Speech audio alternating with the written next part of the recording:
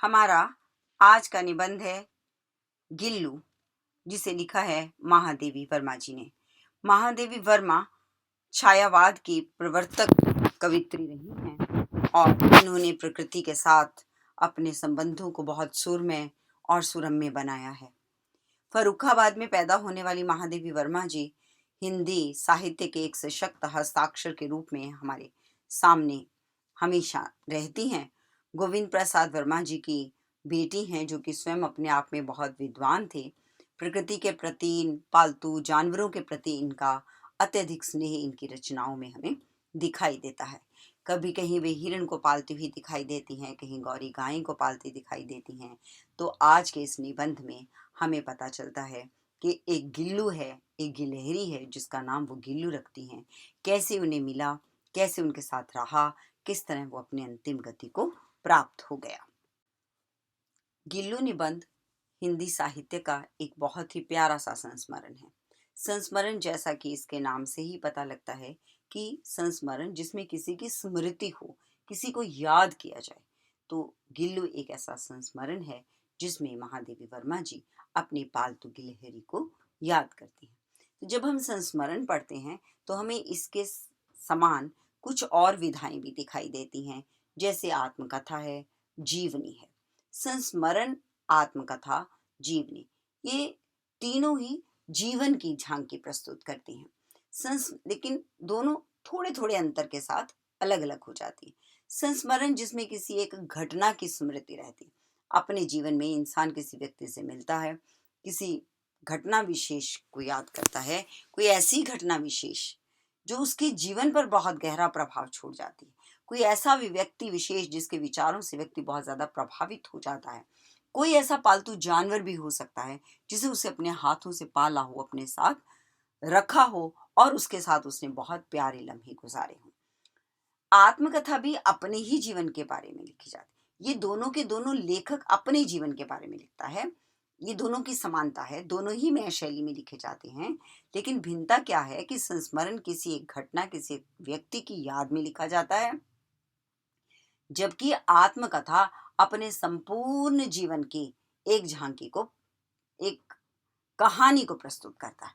और जीवनी किसी और के द्वारा किसी एक प्रसिद्ध व्यक्ति या किसी भी एक व्यक्ति की जीवन की घटनाओं को उद्धृत करना जीवनी में आता है। तो जीवनी लेखक किसी और अन्य पुरुष शैली में लिखी जाती है, किसी और व्यक्ति के माध्यम से किसी और के जीवन के बारे में लिखी जाती है, जिसके संपर्क में लेखक आता है, या संपर्क में नहीं आता तो उसके बारे में ऐतिहासिक तथ्यों को खोजता है और फिर उसे क्रमबद्ध करके उसे एक जीवनी का रूप दे देता है। जबकि संस्मरण और आत्मकथा एक ही व्यक्ति लिखता है अपने बारे में, घटनाओं के बारे में। जब एक छोटी छोटी घटना के बारे में लिखता है तो वो संस्मरण हो जाता है। जब वो अपने पूरे जीवन का लेखा जोखा प्रस्तुत करता है तो वो उसकी आत्मकथा हो जाती है। तो गिल्लू एक ऐसा संस्मरण है जिसमें गिलहरी के बारे में महादेवी वर्मा जी बताती हैं कि कैसे वो गिलहरी उसे पेड़ के नीचे सोई हुई मिली, घायल मिली, जिसे कौवे नोच लेना चाहते थे, और उसे अपने प्यार से, अपनी आत्मीयता से दूध पिलाकर किस तरह महादेवी वर्मा जी ने उसे जिंदा किया, और किस तरह वो उनके साथ इतना आत्मीय हो गया कि ऐसे लगने लगा जैसे वो उन्हीं के घर का सदस्य हो, कोई अलग नहीं हो। तो इस निबंध में हम गिल्लू के बारे में पढ़ेंगे कि उसका प्रिय खाद्य पदार्थ क्या था, कैसे वो रहा, किस तरह वो किसी एक नए जीवन में जागने के लिए हमेशा के लिए सो गया। शुरू करो बेटे। सोन जूही में आज एक पीली कली लगी है। इसे देखकर अनायास ही उस छोटे जीव का स्मरण हो आया जो इस लता की सघन हरितिमा में छिपकर बैठता था और फिर मेरे निकट पहुंचते ही कंधे पर कूदकर मुझे चौंका देता था। तब मुझे कली की खोज रहती थी, पर आज उस लघु प्राण की खोज है, परंतु वह तो अब तक इस जूही की जड़ में मिट्टी होकर मिल गया होगा। कौन जाने स्वर्णिम कली के बहाने वही मुझे चौंकाने ऊपर आ गया हो। हाँ, तो बेटे गिल्लू निबंध जो हुआ है एक संस्मरण का उदाहरण है कि वो उसे याद आती है। जैसे ही वो सोनजूही के फूलों को देखती है तो उन फूलों में उसे उस गिल्लू की याद आती है जिसे उसने कभी देखा था। अब वो उससे चौंकाने आ गया होगा। अभिप्राय क्या है कि वो भी नहीं है दुनिया में, और वो उसे याद कर रही है, उसे ऐसा लगता है कि वो कहीं इन फूलों में रहता है। तो उसका फूलों के साथ क्या संबंध है, आखिर ये गिल्लू कौन है, ये हम इस निबंध में आगे पढ़ेंगे। हाँ जी। अचानक एक दिन सवेरे कमरे से बरामदे में आकर मैंने देखा, दो कौवे एक गमले के चारों ओर चोंचों से चूहा चुओल जैसा खेल खेल रहे हैं। यह काकभूसुंडी भी विचित्र पक्षी है। एक साथ समादृत, अनादृत, अति सम्मानित, अति अवमानित हमारे बेचारे पुरखे न गरुड़ के रूप में आ सकते हैं, न मयूर के, न हंस के। उन्हें पितृपक्ष में हमसे कुछ पाने के लिए काक बनकर यह अवतीर्ण होना पड़ता है। इतना ही नहीं, हमारे दूरस्थ प्रियजनों को भी अपने आने का महूस संदेश इनके कर्कश स्वर में ही देना पड़ता है। दूसरी ओर हम कौवा और काव काव करने को अवमानना के अर्थ में प्रयुक्त करते हैं। हाँ, तो वो कहते हैं कि अचानक एक दिन सवेरे कमरे के बरामदे, अब वो उस बात को याद कर रही है कि आखिर कौन है वो जिसके लिए वो सोन जूही के फूलों में उसकी तलाश कर रही है। तो वो कहती है कि अचानक एक दिन यहीं पर कुछ एक मैंने ऐसा देखा कि बहुत से कौवे हैं। तो अब वो कौवों के बारे में बात करती है, तो कौवों के ही विषय में बोलने लगती है। तो सबसे पहले उन्होंने कहा काकभूसुंडी। अगर तुम्हें से कभी किसी ने रामचरितमानस जो तुलसीदास जी ने लिखा है वो पढ़ा है, तो उन्होंने काकभूसुंडी के माध्यम से ही उसकी रचना की है संवादात्मक शैली में, और फिर उसकी व्याख्या की है। तो काकभूसुंडी एक बहुत बड़े ऋषि हैं जो श्रापवश कौवे की योनि में आए हैं। तो कहते हैं कि अब उसके बाद वो एक सामान्य कौवे के बारे में जब सोचती है, तो वो कहना चाहती है कि कौवे दोनों ही तरह की ज़िंदगी को बहुत ही गहरे में जीते हैं। लोग उन्हें आदर भी बहुत देते हैं और लोग उनकी बेइज्जती भी बहुत करते हैं। क्यों? क्योंकि आदर देते हैं जब श्राद्ध होते हैं, तो जब तक कौवे को नहीं खाना खिलाया जाता तब तक कोई भी व्यक्ति खाना नहीं खाता है, उसे पूर्वजों को खाना खिलाने के लिए श्राद्ध करते हैं। तो दूसरी तरफ कौवा क्या है, कोई घर मेहमान आता है तो कहते हैं ना मेरे मंडेरे बोले का। तो कौवा बोलता है तो लोग सूचना मानते हैं कि हमारे यहाँ मेहमान आ रहा है। दूसरी तरफ कोई व्यक्ति जिसकी तुम बात नहीं सुनना चाहते हो और वो बार बार तुम्हें कुछ कहता है, तो तुम क्या कहते, अरे क्या कान लगा रखी है, चुप कर, बस कर। तो वो कहता है कि कौवा भी कैसा एक पक्षी है जिसे हम इज्जत भी इंतहा देते हैं और अपमान भी इंतहा करते हैं। हाँ जी। मेरे काक पुराण के विवेचन में अचानक बाधा आ पड़ी, क्योंकि गमले और दीवार की संधि में छिपे एक छोटे से जीव पर मेरी दृष्टि टपक गई। निकट जाकर देखा, गिलहरी का छोटा सा बच्चा है जो संभवतः घोंसले से गिर पड़ा है और अब कौवे जिसमें सुलभ आहार खोज रहे हैं। काकद्वीप की चोंचों के दो घाव उस लघु प्राण के लिए बहुत थे, अतः वह निश्चित सा गमले में चिपटा पड़ा था। सबने कहा कौवे की चोंच का घाव लगने के बाद यह बच नहीं सकता, इसे ऐसे ही रहने दिया जावे। परंतु मन नहीं माना, उसे होले से उठाकर अपने कमरे में लाई, फिर रुई से रक्त पोंछकर घावों पर पेनिसिलिन का मरहम लगाया। रुई की पतली पत्ती दूध से भिगोकर जैसे तैसे उसके नन्हे से मुंह में लगाई, पर मुंह खुल न सका और दूध की बूंदें दोनों ओर ढुलक गई। हाँ, अब वो क्या कहना चाहते हैं, अभी कैसा वो गिल्लू उन्होंने देखा गिलहरी का बच्चा जिसे कौवे अपनी चोंचों से मार देना चाहते थे। तो लेकिन उसके ऊपर महादेवी वर्मा को लगा, करुणा आती है, वो कहती है नहीं मैं इसे बचाने की कोशिश करूंगी। तो इन पंक्तियों में हमें महादेवी वर्मा जी का प्यार दिखाई देता है जो वो वास्तव में पशु पक्षियों से करते हैं। उन्होंने अपने घर में बहुत से पशु पक्षी पाल रखे थे। अगर आप उनके संस्मरण के को पढ़ते हैं तो आपने पढ़े गाय के प्रति है, हिरन है, उन्होंने अपने घर में बहुत से पशु पक्षियों को पाला हुआ था। हाँ जी। कई घंटे के उपचार के उपरांत उसके मुंह में एक बूंद पानी टपकाया जा सका। तीसरे दिन वह इतना अच्छा और आश्वस्त हो गया कि मेरी उंगली अपने दो नन्हे पंजों से पकड़कर नीले कांच के मोतियों जैसी आंखों से इधर उधर देखने लगा। 3-4 मास में उसके संदिग्ध रोए, जब्बेदार पूंछ एवं चंचल चमकीली आंखें सबको विस्मित करने लगी। हमने उसकी जातिवाचक संज्ञा को व्यक्तिवाचक का रूप दे दिया और इस प्रकार हम उसे एक गिल्लू कहकर बुलाने लगे। मैंने फूल रखने की एक हल्की डलियों में रुई बिछाकर उसे तार से खिड़की पर लटका दिया। वहीं 2 वर्ष गिल्लू का घर रहा।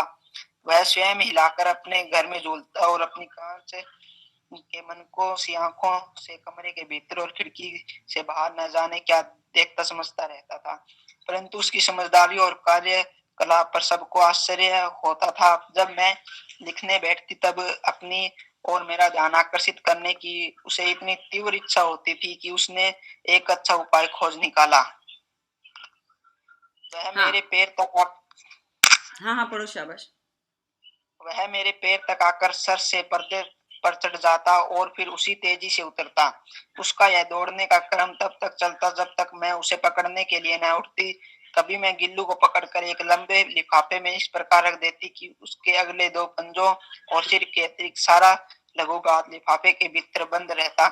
इस अद्भुत स्थिति में वह कभी कभी घंटों मेज पर दीवार के सहारे खड़ा रहकर वह अपनी चमकीली आंखों से मेरा कार्यकलाप देखा करता। हाँ, तो अब गिल्लू गिल्लू एक गिलहरी का बच्चा है जिसे वो पालती है, बचाती है कौओं से, दूध पिलाकर, उसके रों को सहलाकर, और फिर उसे अपने घर में पालना भी देती है छोटा सा।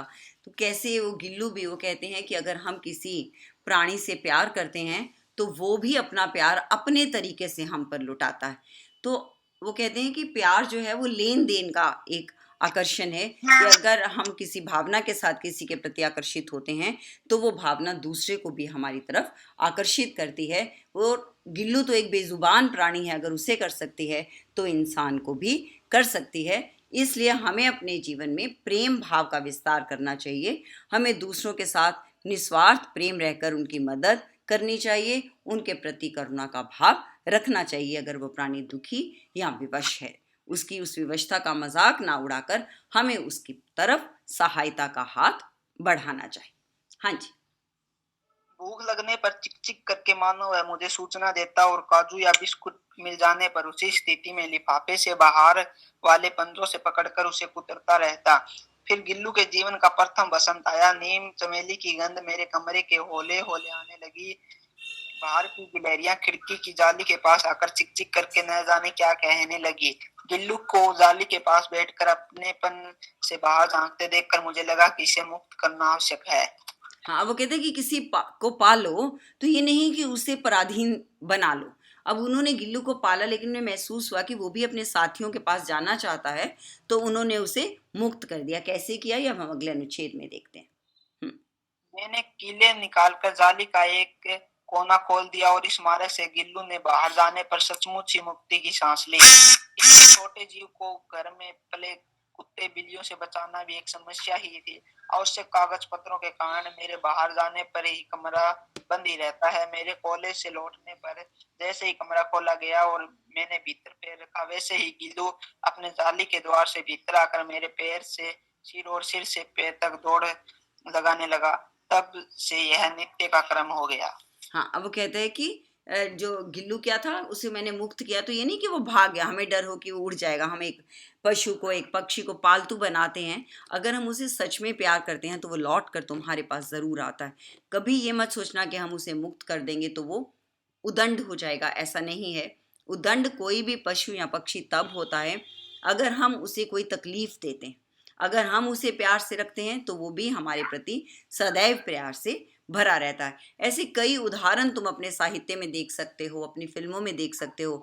जैसे हाथी मेरे साथी फिल्म देखोगे तो उसमें हाथी किस तरह अपने मालिक की रक्षा करता है उन दुर्दिनों में, जबकि सब उसका साथ छोड़ देते हैं। तुमने मुंशी प्रेमचंद की कहानी दो बैल पढ़ी होगी, और हीरा मोती जिनका नाम है।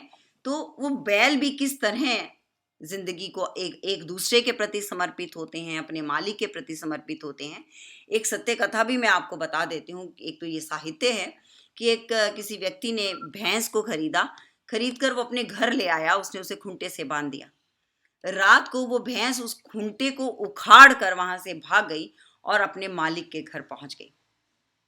तो एक जो जानवर होता है उसमें भी अनुभूति होती है, उसमें भी एहसास होता है, उसमें भी भावना होती है। हम मनुष्य ज़रूर हैं, लेकिन हमें दूसरों की भावनाओं की, दूसरों की अनुभूतियों की और दूसरों के भीतर बसे प्रेम की कीमत को आंकना चाहिए। हमें उसकी इज्जत करनी चाहिए। हाँ जी। मेरे कमरे से बाहर जाने पर गिल्लू भी खिड़की की खुली जाली की राह बाहर चला जाता और दिन भर गिलहरियों के झुंड का नेता बना हर डाल पर उछलता कूदता रहता। और ठीक 4 बजे वह खिड़की से भीतर आकर अपने झूले में झूलने लगता। मुझे चौंकाने की इच्छा उसमें न जाने कब और कैसे उत्पन्न हो गई थी। कभी फूलदान के फूलों में छिप जाता, कभी पर्दे की चुन्नट में और कभी सोनजूही की पत्तियों में। हाँ, और कभी सोनजूही के पत्तियों में। तो अब ये उसकी छोटी छोटी किल्कियां हैं, कैसे वो खेलता था, कैसे महादेवी वर्मा के साथ समय व्यतीत करता था। तो ये संस्मरण का सबसे बड़ा गुण है कि उसकी छोटे छोटे क्रियाकलाप के ऊपर भी वो लेखक जो है वो अपनी कलम चलाता है और उन्हें शब्द और वाणी देने की कोशिश करता है। हाँ जी। मेरे पास बहुत से पशु पक्षी है और उनका मुझसे लगाव मेरे भी पास कम बहुत से नहीं है। पशु पक्षी हैं और उनका मुझसे लगाव भी कम नहीं है। हाँ जी। परंतु उसमें उनमें से किसी को मेरे साथ मेरी थाली में खाने की हिम्मत हुई है, ऐसा मुझे समझ नहीं आता। गिल्लू इनमें अपवाद था। मैं जैसे ही खाने के कमरे में पहुंचती, वह खिड़की से निकलकर आंगन की दीवार, बरामदा पार करके मेज पर पहुंच जाता और मेरी थाली में बैठ जाना चाहता। बड़ी कठिनाई से मैंने उसे थाली के पास बैठना सिखाया, जहां बैठकर वह मेरी थाली में से एक एक चावल उठाकर बड़ी सफाई से खाता रहता।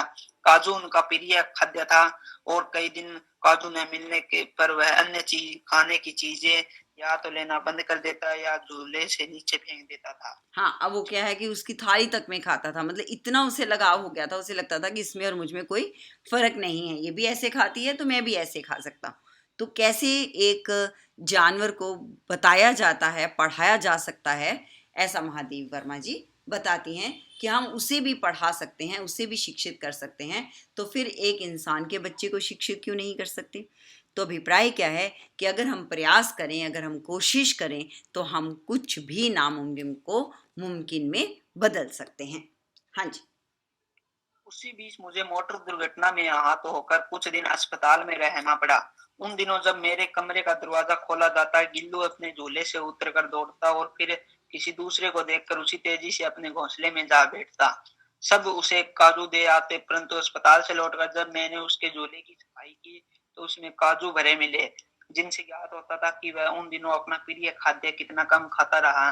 मेरी अवस्था में वह तकिए पर सिरहाने बैठकर अपने नन्हे नन्हे पंजों से मेरे सिर और बालों को इतने होले होले सहलाता रहता कि उसका हटना एक परिचारिका के घर हटने के समान लगता। हाँ, तो किस तरह गिल्लू कहते हैं कि जो जानवर है, खाने का भूखा नहीं है, किस तरह वो बीमार हुई, अस्पताल में गई, लेकिन उस अस्पताल में जाने के बाद अपने प्रिय खाद्य पदार्थ को भी उसने नहीं खाया, और जब वो लौट कर आई तो अपने नरम नरम पंजों से वो उसके बालों को सहलाता रहता था। तो उसके प्रेम की अनुभूतियां महादेवी वर्मा जी को आज भी याद आती हैं। हाँ जी। गर्मियों में जब मैं दोपहर में काम करती रहती तो गिल्लू न बाहर जाता न अपने झूले में बैठता। उसने मेरे निकट रहने के साथ गर्मी से बचने की एक सर्वथा नया उपाय खोज निकाला था। वह मेरे पास रखी सुराही पर लेट जाता और इस प्रकार समीप भी रहता और ठंडक में भी रहता। गिलहरियों के जीवन की अवधि 2 वर्ष से अधिक नहीं होती। गिल्लू की जीवन यात्रा का अंत आ ही गया। दिन भर उसने न तो कुछ खाया न बाहर गया। रात की अंत की यातना में भी वह अपने झूले से उतरकर मेरे बिस्तर पर आया और ठंडे पंजों से मेरी वही उंगली पकड़कर हाथ से चिपक गया, जिसे उसने अपने बचपन की मरणासन स्थिति में पकड़ा था। पंजे इतने ठंडे हो रहे थे कि मैंने चाहकर हीटर लगाया और उसे उष्णता देने का प्रयत्न किया, परंतु प्रभात की प्रथम किरण के स्पर्श के साथ ही वह किसी और जीवन में जागने के लिए सो गया। हाँ, तो अब उसकी अंतिम घड़ियां कैसे बीती, और इसकी जो अंतिम पंक्ति है इस निबंध की, वो किसी एक नए जीवन में जागने के लिए हमेशा के लिए सो गया। तो अब एक मृत्यु के प्रति कितना अच्छा भाव महादेवी वर्मा जी ने इस अंतिम पंक्ति में दिया है कि कोई भी व्यक्ति जब अंतिम सांस लेता है तो वो उसकी सांस कहीं और शुरू हो जाती है। कहीं एक मातम है तो कहीं खुशी भी है, यही जिंदगी है, कभी मातम है तो कभी खुशी भी है। गिल्लू जो है वो कैसे महादेवी वर्मा जी के साथ रहा, किस तरह उसने अपनी जिंदगी के कुछ पल उनके साथ जो गुजारे महादेवी वर्मा जी ने, उन्हें आज भी याद आते हैं। वो कहते हैं जानवर जानवर नहीं होता, वो भी अनुभूतियों का एक पिटारा होता है।